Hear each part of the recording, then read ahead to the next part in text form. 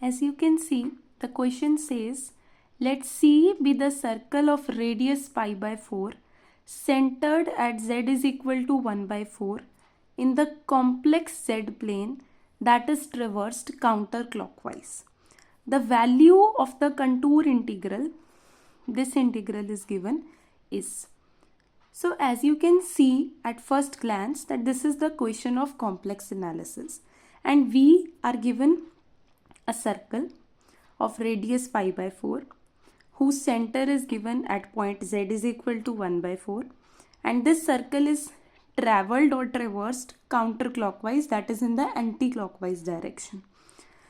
We have to evaluate the value of this particular integral. Now, whenever we see such questions, sometimes we fear such questions. But let us see that these questions are actually very simple to solve through a series of steps. So let us start with the solution. First of all, we have to see what is the given information. So what is given to us? Now you see they are talking about a circle whose radius is given, whose center is given. अब circle बनाने के लिए तो हमें दो ही चीज़ें चाहिए होती हैं, रेडियस और सेंटर. उन्होंने रेडियस भी दे दिया, उन्होंने सेंटर भी दे दिया. किस डायरेक्शन में मूव करना है वो भी बता दिया, एंटी क्लॉकवाइज. तो हमारा काम क्या है, सबसे पहले सर्कल ही बना लेते हैं. तो ये बनाया हमने सर्कल. कैसे? उन्होंने बोला था कॉम्प्लेक्स आर्गेंट प्लेन में सर्कल है, तो हमने कॉम्प्लेक्स प्लेन ले लिया. कॉम्प्लेक्स प्लेन मतलब एक रियल एक्सिस एक्स वाली और एक imaginary axis y axis. Okay.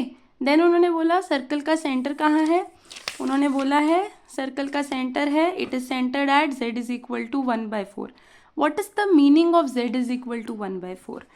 z is equal to 1 by 4 का मतलब है, यू नो दैट कॉम्प्लेक्स में z का मतलब होता है a प्लस आयोटा b या x प्लस आयोटा y.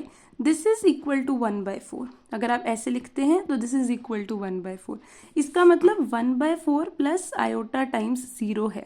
इसका मतलब your x coordinate is 1 by 4 and your y coordinate is 0. इसका मतलब पॉइंट क्या है, 1 बाई 4 कॉमा 0 पे सेंटर लोकेटेड है. दैट मीन्स सर्कल का सेंटर कहाँ है, 1 by 4 comma 0. This point is 1 by 4 comma 0 and x coordinate is 1 by 4. तो y कोऑर्डिनेट 0 है, इसका मतलब ये पॉइंट x एक्सिस पे लाई कर रहा है. तो सेंटर लोकेट हो गया. उसके बाद उन्होंने बोला है सर्कल का रेडियस क्या है. सर्कल का रेडियस है पाई बाई 4. अब पाई बाई 4 का मतलब क्या है, आपको पता है 1 बाई 4 इज 0.25 और पाई बाई 4 कितना होगा, पाई इज एक्चुअली 3.14 रफली डिवाइडेड बाय 4. तो ये कुछ 0.7 के आसपास आएगा. इसका मतलब ये 0.25 से ज़्यादा है. यहाँ तक डिस्टेंस 0.25 है. दैट मीन्स ये नेगेटिव एक्स एक्सिस से को भी टच करेगा. ये उधर उससे थोड़ा ज़्यादा जा रहा है क्योंकि ये 0.7 है. तो दैट मीन्स ऐसे हमने रफ सर्कल बना लिया, राइट. और उन्होंने बोला था सर्कल को ट्रैवल करना है एंटी क्लॉकवाइज, तो मैंने एंटी क्लॉकवाइज सेंस में ट्रैवल कर लिया कि दिस इज क्लॉक ऐसे चलती है 12 1 2 3 4 5 6, हम उल्टा चले तो काउंटर क्लॉकवाइज या एंटी क्लॉकवाइज हो गया. अब क्या है, उसके बाद उन्होंने बोला कि ये सर्कल बना दिया. तो ये सर्कल ने बेसिकली मुझे बताया क्या है, ये सर्कल ने बेसिकली मुझे रीजन दिया है जिसके अंदर मुझे एक इंटीग्रेशन परफॉर्म करनी है. किस फंक्शन की इंटीग्रेशन, इस फंक्शन की इंटीग्रेशन. ये मेरा फंक्शन है, function of variable z. So f of z की इंटीग्रेशन परफॉर्म करनी है. अब कॉम्प्लेक्स एनालिसिस में जब भी हमें इंटीग्रल्स इवैल्यूएट करने आए, हमारी अप्रोच क्या होती है कि दो थ्योरम्स हैं जिससे हम इंटीग्रल्स इवैल्यूएट कर सकते हैं, Cauchy integral theorem and Cauchy residue theorem. आपको कोई भी इंटीग्रल आए, you have always to make one decision. सबसे पहले रीजन बना लो, बड़े शांति से सर्कल का सेंटर रेडियस जो भी गिवन है वो बना लिया. Then you have to think कि कौन इंटीग्रल का क्वेश्चन है, तो अच्छा दो थ्योरम्स हैं, Cauchy integral theorem and Cauchy residue theorem. अब सवाल ये उठता है कि कौन सी थ्योरम एप्लीकेबल है, हम कौन सी थ्योरम लगाएं इस इंटीग्रल को इवैल्यूएट करने के लिए. तो उसके लिए हमें इन थ्योरम की कंडीशंस पता होनी चाहिए कि what are the conditions under which Cauchy integral theorem is applicable and what are the conditions under which Cauchy residue theorem is applicable. So let us see what are the conditions under which Cauchy integral theorem is applicable. Now, as we know, Cauchy integral theorem is valid when a function is analytic at all points in the region R. जब आपका function जितने भी points, ये reason, कौन सा reason जो question ने define किया था, जो हमने ड्रॉ किया, इस रीजन के अंदर जितने भी पॉइंट्स आ रहे हैं, अगर उन सभी पॉइंट्स पे आपका फंक्शन एनालिटिक है, तब कॉची इंटीग्रल थ्योरम एप्लीकेबल होगी. अगर कुछ स्पेसिफिक, वेरी इंपॉर्टेंटली कुछ स्पेसिफिक, नॉट इनफाइनाइट, अगर कुछ स्पेसिफिक पॉइंट्स पे फंक्शन एनालिटिक नहीं है, कहाँ पे, इस रीजन के अंदर, तब हमें कॉची रेजिड्यू थ्योरम लगानी है. Then Cauchy residue theorem is valid और applicable. So it is a very very important thing to understand that which theorem is applicable. उसके लिए this region must be drawn very correctly, and then ये check करना बहुत correct है कि क्या सब पे एनालिटिक है या क्या सब पे एनालिटिक नहीं है. तो सबसे पहले हमने रीजन बनाया. अब हम चेक करते हैं कि क्या फंक्शन सब पॉइंट्स पे एनालिटिक है. अगर होगा तो कॉची इंटीग्रल थ्योरम लगाएंगे. अगर सब पॉइंट्स पे एनालिटिक नहीं है और कुछ स्पेसिफिक पॉइंट्स पे नॉन एनालिटिक है, तो हम कॉची रेजिड्यू थ्योरम लगाएंगे. So let us check our function. So now checking our function. Function क्या है? F of z is equal to z square upon sine square 4z. ये हमें function given था, या इसको आप z upon sine 4z whole square भी लिख सकते हो. अब नॉन एनालिटिसिटी कैसे चेक करते हैं कि क्या डिनोमिनेटर किन्हीं पॉइंट्स पे ज़ीरो हो रहा है. तो मैंने बोला कि देखो, साइन 4z अगर ज़ीरो होगा तो फंक्शन उन पॉइंट्स पे नॉट एनालिटिक हो जाएगा. अब आपको पता है व्हेन साइन, अगर हम ऐसे लिखते हैं साइन ऑफ x इज 0, इसका मतलब x is equal to n pi where n is some integer. तो that means sine 4z is equal to 0 implies 4z is equal to n pi. So z is n pi by 4 where n belongs to the set of integers, positive, negative, 0, कोई भी values ले सकता है z. Positive integers, negative integers, 0. But मुझे कौन से points check करने थे?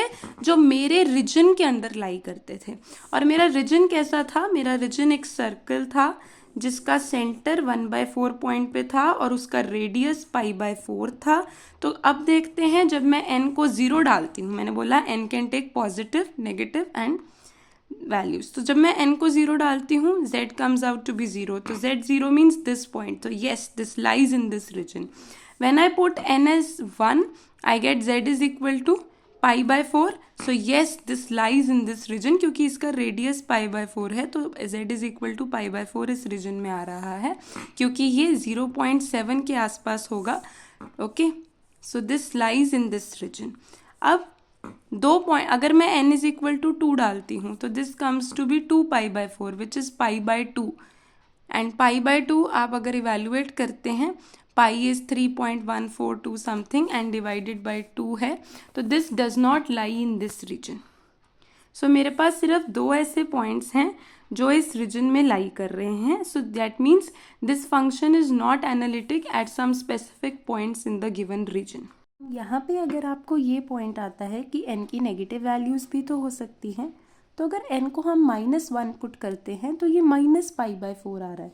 एंड π/4 हमने देखा कि इट इज़ 3.14 डिवाइडेड बाई 4.7 के आसपास आता है, तो ये -0.7 कुछ होगा. अब आप यहाँ पे देखो, दिस इज़ 0.25 और इसका रेडियस π/4 है, तो यहाँ तक 0.25 जा चुका है. π/4 इज़ 0.7, 0.25 आपका जा चुका है. इसका मतलब यहाँ पे तो 0.5 या कुछ इतना ही आएगा, बट ये तो -0.7 है, वो तो यहाँ रह जाएगा. दैट मीन्स वो पॉइंट इस सर्कल के अंदर नहीं आएगा. तो इसी तरह n-1 नहीं आ रहा तो -2 तो बिल्कुल नहीं आएगा, वो और इधर रह जाएगा. दैट मीन्स n की नेगेटिव वैल्यूज़ इस रीजन के अंदर नहीं आ रही हैं. ओके, और n की पॉजिटिव में भी दो ही, n की 0 एंड n1 वैल्यू ही आ रही है. अगर आपको n is equal to 2 value का डाउट है, तो उसको देखिए, n is equal to 2 is, यहाँ पर डालेंगे तो z की वैल्यू π/2 आती है, विच इज़ 3.14 डिवाइडेड बाई 2. तो अगर आप इसको देखें, this comes out to be 0.7, नहीं, this will be 3.14 divided by 2, 1 point something आएगा. पर यहाँ पे कितना था? 0.25 और 0.7 कुछ आगे है, तो वो 1 तो बन ही नहीं रहा, वो 0.9 या 1 पॉइंट की, और ये 1 से ज़्यादा बन रहा है. तो वो इतना ज़्यादा यहाँ नहीं आ पा रहा, राइट। तो that means n is equal to 2 भी इसके अंदर नहीं आएगा। सो ये डिसीजन करना बहुत ज़रूरी है कि n की कौन सी वैल्यूज़ के लिए वो इस रीजन के अंदर लाई कर रही हैं। तो सिर्फ n की 2 वैल्यूज़ हैं और उनके करस्पॉन्डिंग z0 एंड z π/4 आ रहा है। दैट मीन्स सिर्फ 2 पॉइंट्स ऐसे एग्जिस्ट करते हैं, 2 स्पेसिफिक पॉइंट्स ऐसे हैं जिसके लिए हमारा फंक्शन नॉट एनालिटिक है। दैट मीन्स हमने पहले डिस्कस किया कि अगर कुछ स्पेसिफिक पॉइंट्स हैं जिनके लिए फंक्शन नॉन एनालिटिक है तो कॉची रेजिड्यू थ्योरम लगती है। इसका मतलब this question involves the application of Cauchy residue theorem and not Cauchy integral theorem. So half of the question is done, जहाँ पे हमने ये डिसीजन ले लिया कि कौन सी थ्योरम एप्लीकेबल है। उसके बाद काम क्या रह गया है, that just apply the Cauchy residue theorem and evaluate this integral. So now we know the statement of Cauchy residue theorem, that according to Cauchy residue theorem, this integral is equal to 2 pi iota times sum of residues at all singular points which lie inside the curve. और 2 points लाई करते हैं z is equal to 0 and z is equal to π/4। क्योंकि integral is traversed in the counter clockwise direction तो ये positive sign से आया। 2 pi iota residue at z is equal to 0 plus residue at z is equal to π/4। अब क्या है, ये evaluate कर लो, ये इवैल्यूएट कर लो, ऐड करो, 2 pi iota से मल्टीप्लाई करो, आंसर आ गया। So let us evaluate firstly residue at z is equal to 0। अब आपको पता है रेजिड्यूज निकालने के डिफरेंट मेथड्स हैं। एक मेथड ऐसा है जो हर तरह के सिंगुलर पॉइंट्स के लिए एप्लीकेबल है। जो हमने ये पॉइंट्स निकाले हैं जिन पे हमारा फंक्शन एनालिटिक नहीं है, जिनको हम सिंगुलर पॉइंट्स कहते हैं, ये भी डिफरेंट टाइप्स के होते हैं। बट रेजिड्यू निकालने के लिए कुछ फॉर्मूलाज ऐसे हैं जो पर्टिकुलर सिंगुलर पॉइंट्स पे लगते हैं, कुछ फॉर्मूलाज ऐसे हैं जो हर तरह के सिंगुलर पॉइंट्स के लिए एप्लीकेबल है। तो अगर आपको इनका नहीं निकालना कि ये किस तरह का सिंगुलर पॉइंट है और आपके पास अगर साइन कॉज इन्वॉल्व हैं तो यूजुअली हम उनमें ये वाला मेथड यूज़ कर लेते हैं। Okay, and this method is applicable for all types of singular points. तो इसके लिए आपको ये निकालने की ज़रूरत नहीं है कि वो सिंगुलर पॉइंट कैसा है। Now to find residue at z is equal to 0, हमें पता है residue at a point z is equal to z0 is actually the coefficient of 1/z minus z0। और यहाँ पे residue at z is equal to 0 का मतलब coefficient of 1/z minus 0, that is coefficient of 1/z। तो आपने अपना function लिखा जो कि ये था z/sin 4z का होल स्क्वायर। यहाँ पे क्योंकि मुझे कोफिशिएंट ऑफ 1/z निकालना है तो मैं साइन का एक्सपेंशन यूज़ करती हूँ। This is the expansion of sine function, sine x is equal to x minus x³ 3 plus x5/5 factorial and so on. तो मैंने वो एक्सपेंशन यहाँ लगा दी। यहाँ पे x किससे रिप्लेस्ड है, 4z से, तो x की जगह हर जगह 4z आ जाएगा। देन क्योंकि मेरी नीड तो कोफिशिएंट ऑफ 1/z है तो मैंने क्या किया, z से डिवाइड कर दिया on both numerator and denominator. So I am left with this. अब आप देखो जब ये खुलेगा, ये होल स्क्वायर है तो चलो ये अपने आप इवैल्यूएट होगा, बट 1/z की कभी कोई टर्म ही नहीं है। यहाँ z है ही नहीं, यहाँ स्क्वायर है, वहाँ 4 होगा, 6 होगा, तो 1/z की तो कभी टर्म ही नहीं, स्क्वायर होके वो और बढ़ जाएगा। So there is no term of 1/z and हमारा रेजिड्यू क्या था, कोफिशिएंट ऑफ 1/z। कोई टर्म ही नहीं है 1/z की, तो that means coefficient of 1/z is 0। So that means residue at z is equal to 0 is 0। तो हमारा ये residue at z is equal to 0 तो 0 आ गया। Now we want to find residue at z is equal to π/4। Now to find residue at z is equal to π/4, आपको पता है by the above expression it will be coefficient of 1/z minus π/4। तो इस function में मुझे ये coefficient find करना है। अब आप बोलोगे यहाँ z है, यहाँ भी z है, हमें z माइनस π/4 लेके आना है, ऐड करो, सब्ट्रैक्ट करो, फिर साइन इवैल्यूएट करो, that will be very lengthy. So हम क्या करते हैं, लेट z माइनस π/4 को t डाल देते हैं। उससे हमें फ़ायदा क्या होगा, z will be equal to π/4 plus t, तो यहाँ हम z को रिप्लेस कर देंगे बाय π/4 प्लस टी। इसी तरह इस z को रिप्लेस कर दिया बाय π/4 प्लस टी। देन हमने नीचे इसको सॉल्व किया तो 4 गोज इनसाइड, तो ये आ गया। अब हमने देखा sine pi plus theta is actually sine theta with negative sine, but square है तो वो नेगेटिव नलीफाई हो गया, तो हमारे पास ये बचा। देन हमने एक बार होल स्क्वायर इवैल्यूएट कर दिया, नीचे सिमिलरली जैसे पहले किया था साइन 4t की एक्सपेंशन लगा दी, which will be sine x होता है x minus x cube by 3 factorial and so on. यहाँ पे x is replaced by 40. Then हमने सोचा कि यार अब हमें तो चाहिए ये चीज़, हमें क्या चाहिए, कोफिशिएंट ऑफ 1/t चाहिए. वैसे हमें coefficient of 1/z minus pi by 4 चाहिए था, पर मैंने इस z माइनस पाई बाय 4 को खुद ही t रिप्लेस कर दिया ताकि मैं z की वैल्यू t की टर्म्स में डाल सकूं, और अब मुझे कोफिशिएंट ऑफ 1/t चाहिए. तो यहाँ से अब कोफिशिएंट ऑफ 1/t कैसे निकलेगा, ये हमें सोचना है. हमारे पास ये चीज़ आई है, आप इसको ऐसे भी लिख सकते हैं. तो 1/t कैसे निकलेगा. अब आप ध्यान से अगर देखें, अगर मैं नीचे वाली टर्म में से 4t कॉमन ले लूँ, क्योंकि 1/t यहीं दिख रहा है, तो ये 4t का स्क्वायर बाहर आएगा तो 16t स्क्वायर हो जाएगा. अंदर अकॉर्डिंगली एडजस्टमेंट्स हो जाएंगी. अब आप देखो, जब मैं इस टर्म को इस पूरी के नीचे करती हूँ तो t स्क्वायर गेट्स कैंसिल. इससे कभी t मिलेगा ही नहीं क्योंकि t स्क्वायर है और आगे भी स्क्वायर है, आगे और हायर टर्म्स होंगी. सो इससे तो मुझे कभी भी नहीं मिलेगा. जब मैं दिस अपॉन दिस करती हूँ तब भी मुझे 1/t स्क्वायर मिलेगा, बट आई नीड 1/t.